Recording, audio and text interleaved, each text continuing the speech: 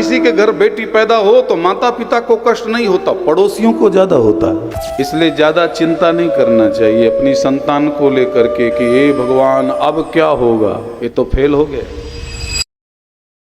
फिर एक आपसे विनती करूं, यदि आपके घर में कोई बालक पैदा हो या बालिका, बालक और बालिका में भेद मत रखिए। जब कभी हम बालक शब्द प्रयोग करें तो ऐसा मत सोचना कि किसी बेटे को बोला। बालक माने बेटी, बालक माने बेटा।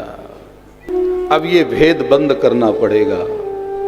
बहुत हो गया, बहुत कालों से ये भेद चला आ रहा है, लेकिन अब धीरे धीरे युग बदला, लोगों ने बेटी पर भेद बंद कर दिया। एक इस देश में ये काल था कि बेटी पैदा हो तो पूरे घर में क्या मच जाता था, कहते हैं बेटी पैदा हुई है बाजा मत बजाना, नहीं फिर दूसरी बेटी पैदा हो जाएगी। किसी ने प्रचार कर दिया तो लोगों ने बेटी पैदा, जब बेटी पैदा होती है तो फिर बाजा नहीं बजाते।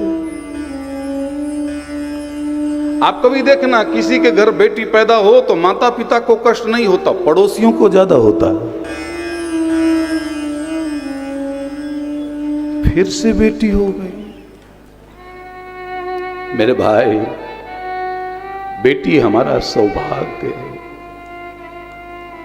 बेटी अपना भाग्य लेके आती है। जब बालक हमारा 6 दिन का हो तो उस दिन विधिना भाग्य लिखने आती है। इसलिए 6ठे दिन सावधान रहना चाहिए।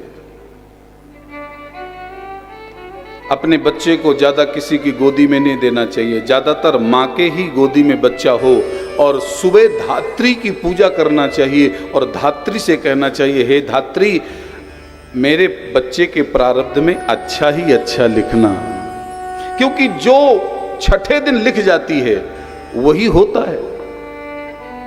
सावधान, आपके बच्चे के मस्तिष्क में जो 6ठे दिन धात्री लिख जाएगी वही होगा।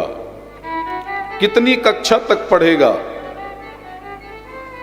ये बालक, ये बालिका कितने कक्षा तक पढ़ेगी, वो धात्री लिख जाती है। इसका विवाह कहाँ होगा, पहले से लिख दिया। ये मकान कहाँ बनाएगा, ये पहले से लिख दिया। इसीलिए गोस्वामी जी ने लिखा है, जो विधिना ने लिख दई 6ठी रात्रि के अंक, राई घटे न तिल बढ़े, रह रे जीव निसंग। इसलिए ज्यादा चिंता नहीं करना चाहिए अपनी संतान को लेकर के कि हे भगवान अब क्या होगा, ये तो फेल हो गया। थोड़ा प्रारब्ध पर भी भरोसा रखना चाहिए।